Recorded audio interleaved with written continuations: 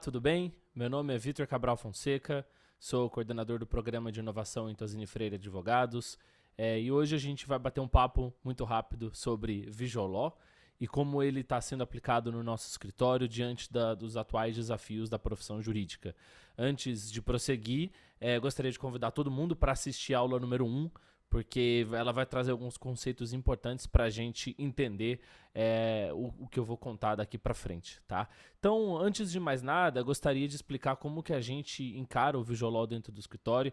Hoje temos um programa de inovação estruturado, né, foi o primeiro programa de inovação no escritório full service no Brasil, e dentre outros temas, a gente pratica tudo que é entrega diferenciada para clientes. Então, desde Visual Law até mesmo o uso de novas tecnologias para o desenvolvimento de plataformas, de apresentação de dados e analytics e dashboards, a gente é envolvido por meio do Think Future, que é o nome do programa que eu contei para vocês, e por isso é uma honra para mim contar como que a gente está aplicando o conceito de Visual Law dentro do escritório hoje. Então, sem mais delongas, partindo um pouco do contexto, né?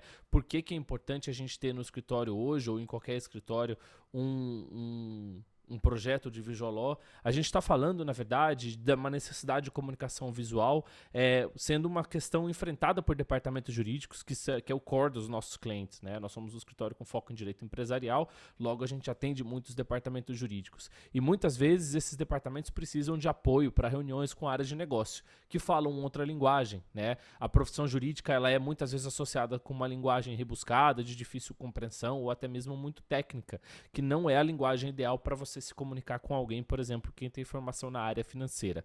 Além disso, a gente tem também o Poder Judiciário elogiando cada vez mais, né, o uso de infográficos e materiais visuais como uma forma de melhor compreensão daquelas informações prestadas no contexto de um processo ou da explicação de algum item específico ali numa ação, e isso ajuda bastante, inclusive, o trabalho do judiciário na tomada de decisões e também não deixa de ser uma forma de acesso à justiça e ao próprio direito, uma vez que ao você simplificar essas linguagens, né, você acaba levando o direito de uma forma mais inteligível para as pessoas que não têm essa formação jurídica técnica, né, que entendem a linguagem utilizada por advogados e por profissionais do direito.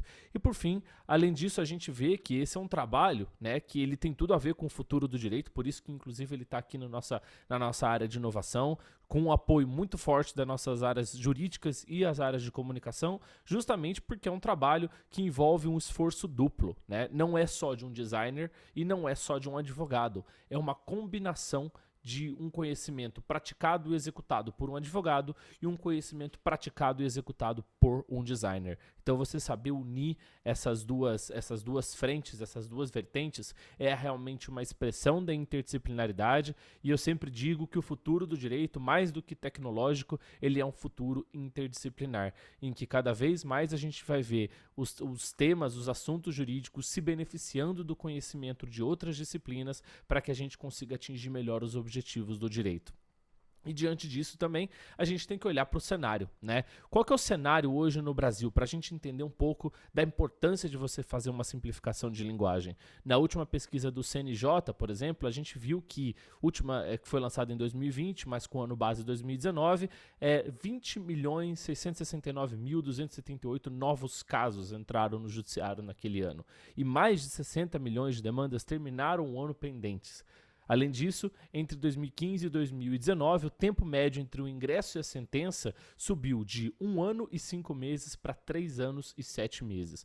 Ou seja, a gente tem uma justiça que ela está muito sobrecarregada em temas para para correrem a tramitação lá de fato e para que elas consigam ter uma decisão satisfatória, e só de olhar para esses números a gente percebe que na realidade não é fácil você cumprir a dura tarefa de dar uma atenção adequada a todos esses processos, e principalmente se eles estiverem escritos de uma forma rebuscada, de difícil compreensão e muito longos. Só que isso não é um problema só do judiciário. Vamos olhar para os advogados também, a linguagem de advogados. Uma pesquisa de uma legal tech canadense chamada Clio, né, ela aponta em 2019 que de 1.000 escritórios de advocacia pesquisados, apenas 2, ou 0,5%, responderam objetivamente e claramente a e-mails de clientes. 113 dos 1.000 não foram confusos, não é nem que eles foram bons, eles não foram confusos. E 284 firmas foram insatisfatórias em todos os critérios avaliados, considerando tempo e conteúdo.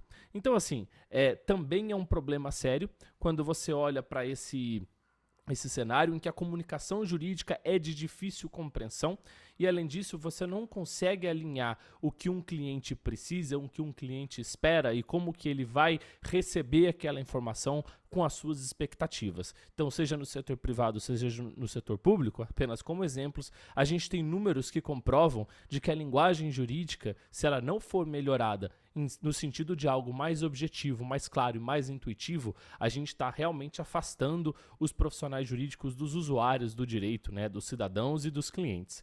E na prática, como que a gente resolve isso? Uma boa resposta para a resolução de problemas é o design, mas eu gostaria de desmistificar aqui design e visual law não são sinônimos. E para a gente entender isso, eu vou lá nos estudos da professora Margaret Hagan, que ela é lá de Stanford, e ela tem um laboratório de design e ela pesquisa o legal design. E o que ela diz, tá? O legal design, ele é um gênero, enquanto o visual law, ele aparece como uma espécie. Como assim? O design, ele é utilizado realmente para você construir um serviço jurídico que seja de uma forma adequada ao seu usuário, ao seu interlocutor, alguém que vai utilizar aquele sistema. Dentro do conceito de design, a gente pode trazer design de sistemas, que é a criação de sistemas complexos que funcionam melhor para servir pessoas e agregar valor.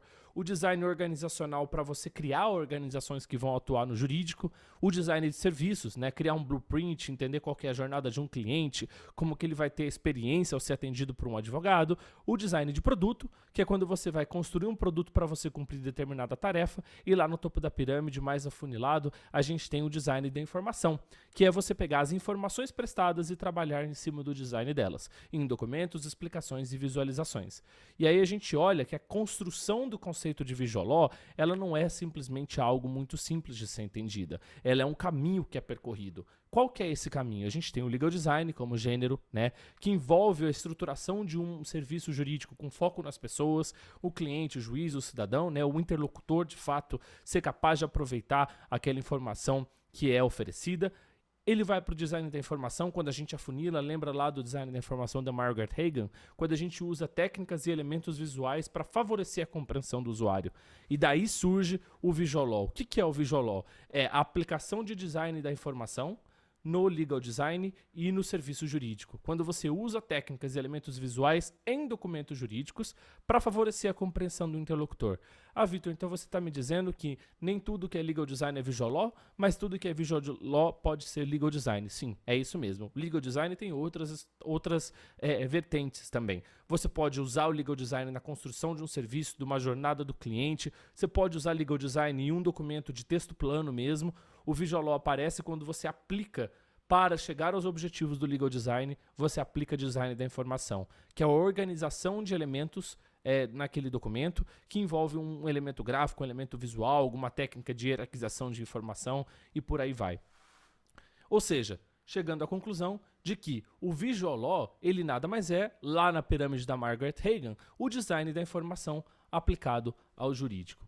E quais são os benefícios, vantagens e motivos para você aplicar isso dentro de casa? O primeiro deles é que com o visual law você consegue estabelecer um foco no usuário. Sendo um princípio básico de design de serviços, você tem ali uma experiência do cliente e do interlocutor. Você está construindo um documento, você está construindo uma informação com foco em quem vai recebê-la, muito mais com o foco em quem vai prestá-la, tá? Que na verdade seria o advogado em si. A objetividade das informações permite com que elas sejam mais diretas, sem uma linguagem rebuscada e aí, de novo, de fácil compreensão. Tudo que a gente quer é que essa informação seja compreendida pelo interlocutor. Então, se você trabalha com objetividade, que é uma das coisas que a teoria do design preconiza, você vai conseguir atingir melhor esses objetivos. E aí você aumenta a sua taxa de sucesso, porque ao aumentar o entendimento das informações, você aumenta a taxa de sucesso em processos e negociações.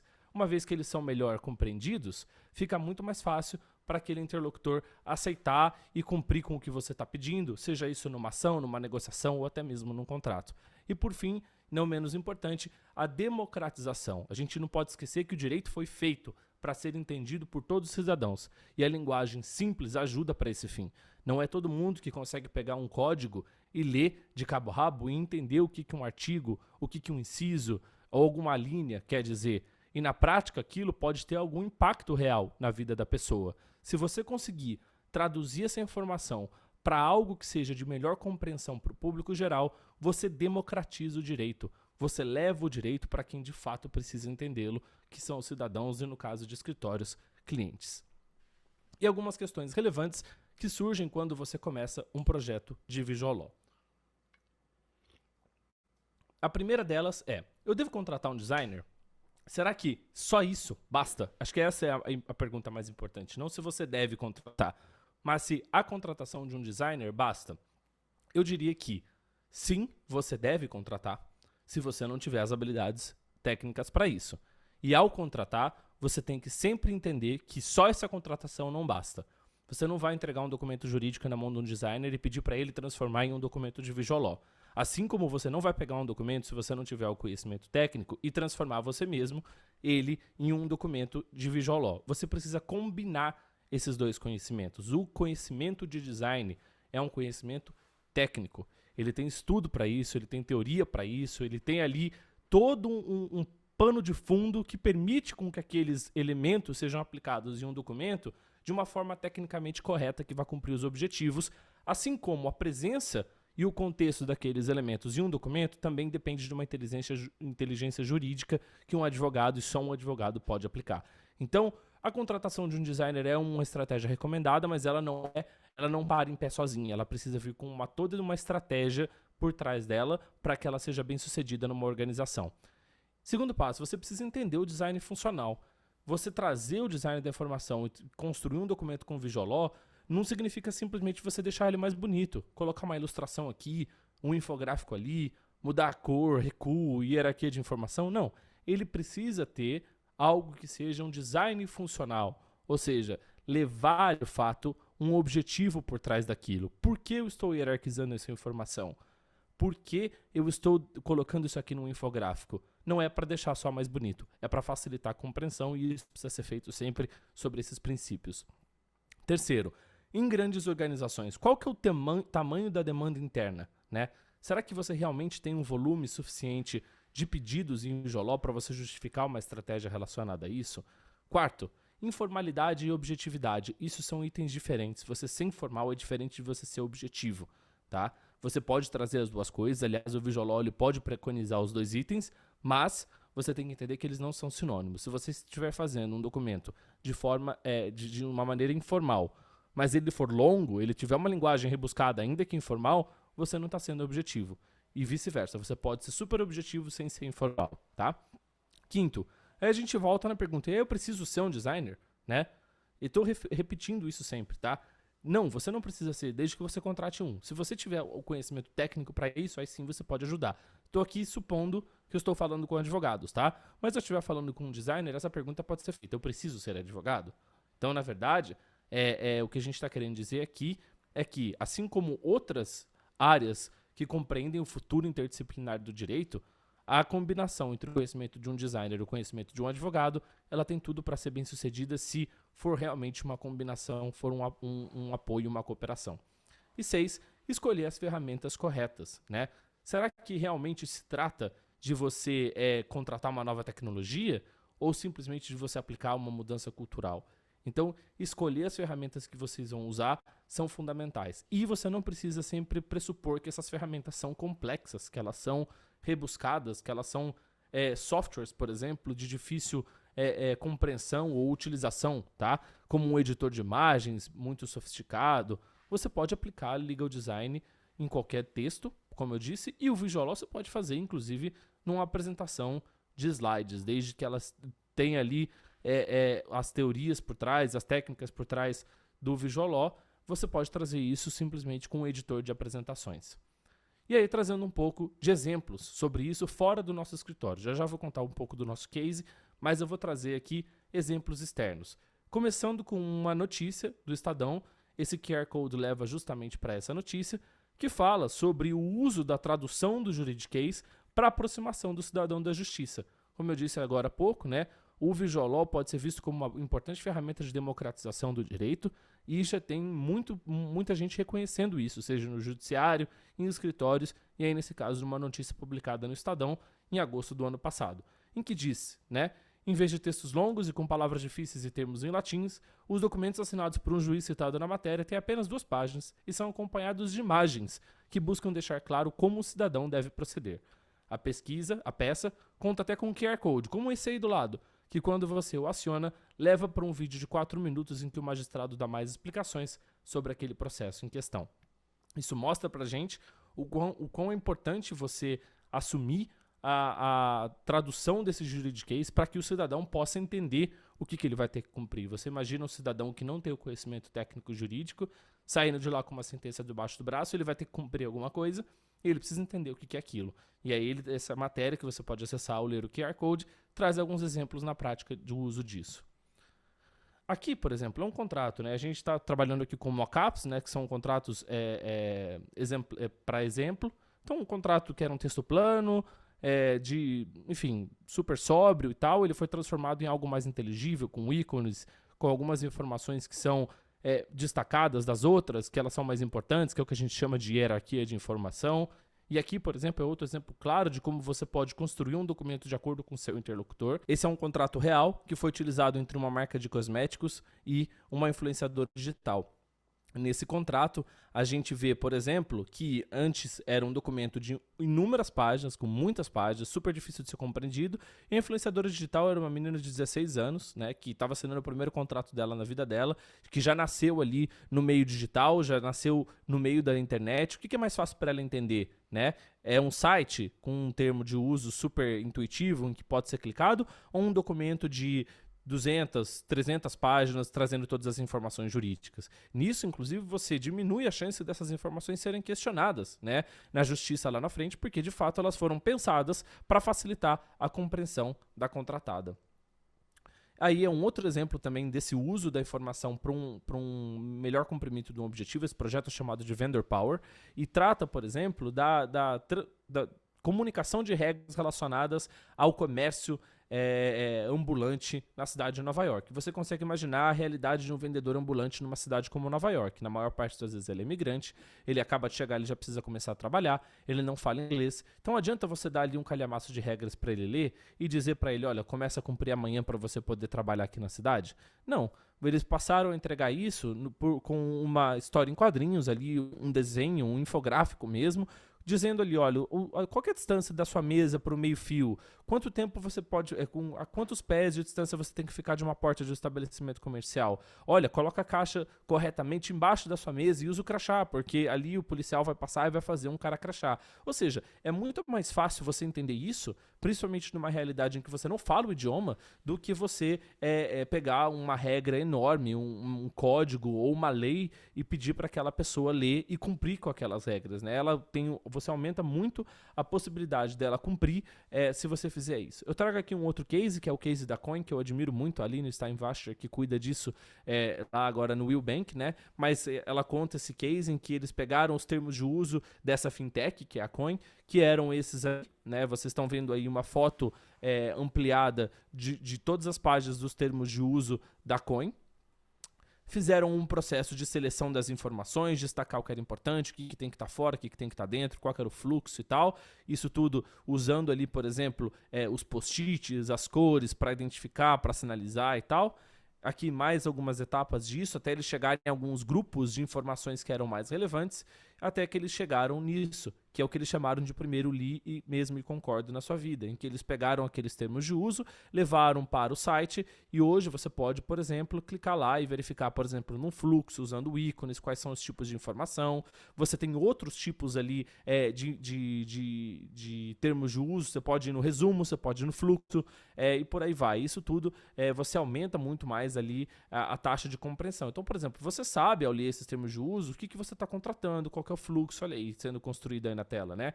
O que acontece se você, quais são as informações que você passa, e se você não pagar, o que acontece? Eu não paguei, o que acontece? Aí todas as hipóteses, os números de contato, tudo isso de uma forma muito mais intuitiva. Isso, de certa forma, acaba protegendo muito mais a empresa ao você fornecer essas informações de uma maneira clara para que a pessoa leia e cumpra as regras daquele contrato que está sendo firmado. Então, aqui mais alguns exemplos, né? De novo, a aplicação de Visual Law com uma linha do tempo, num contrato de prestação de serviços. Essa aqui é uma agência especializada em Visual Law, né?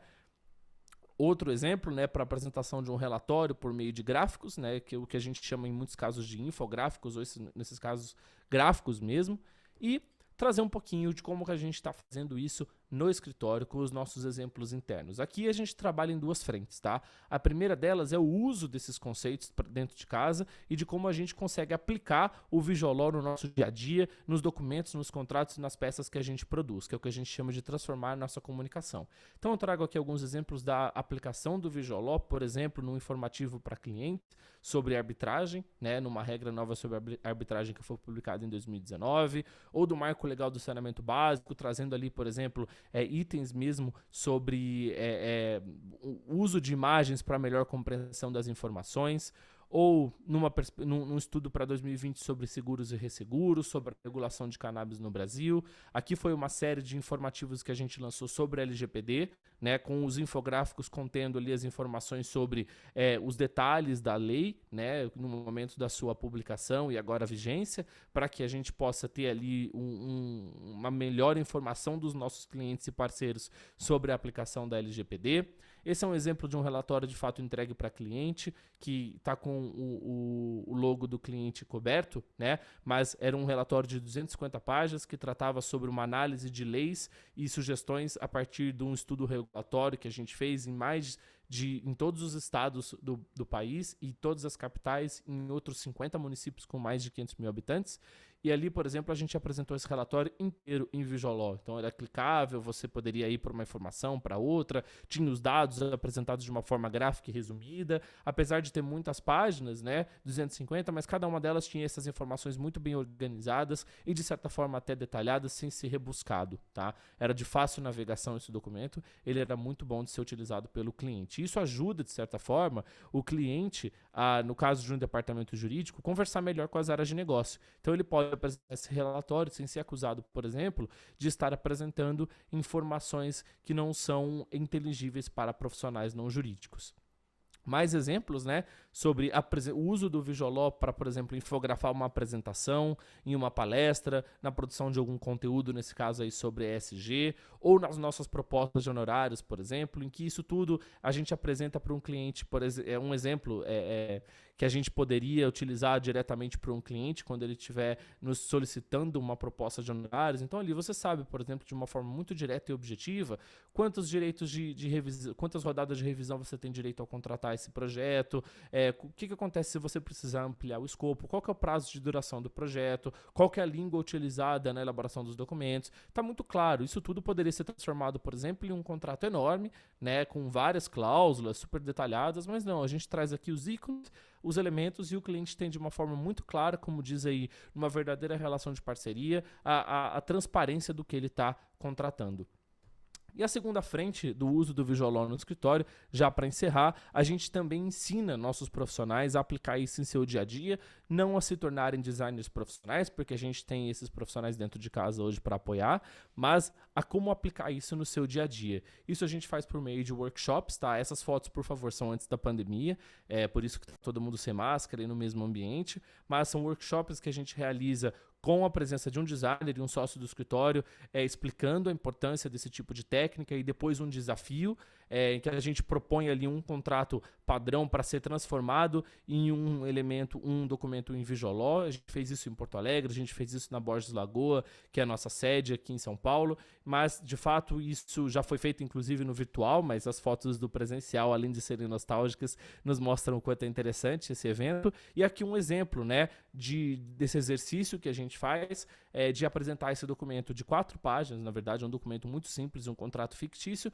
e pedir para que eles transformem em 40 minutos aqueles elementos que estão no contrato, selecionem melhor as informações e transformem num infográfico, em alguma coisa, utilizando PowerPoint, editor de slides e as técnicas que o design ensinava para uso de ícones, design de informação, seleção de cor e etc. Então, basicamente, o que a gente está fazendo aqui é não somente aplicar o Visual dentro de casa, mas também ensinar os nossos profissionais a dialogarem com esses outros profissionais do design e também a utilizarem isso no seu dia a dia, melhorando a forma como eles se comunicam com clientes, com o judiciário e com outros órgãos também, para facilitar a compreensão e o melhor aproveitamento das informações que a gente presta. É isso. Eu gostaria de convidar todo mundo A quem quiser seguir conhecendo um pouco das nossas iniciativas ou até mesmo bater um papo sobre não só esse, como outros assuntos relacionados à inovação jurídica, eu estou super à disposição no meu LinkedIn e também essas são as redes sociais do escritório que vocês podem procurar no LinkedIn, no Facebook, Twitter, Instagram. Estamos super disponíveis ali a abrir e conversar com vocês sobre esses novos desafios que é a construção do futuro do direito de uma forma mais democrática, inclusiva e, por que não dizer, cada vez mais inovadora. Eu agradeço ao Liga Hub pelo convite, é um prazer participar do Legal Summit e espero que vocês tenham gostado do papo de hoje. Um grande abraço.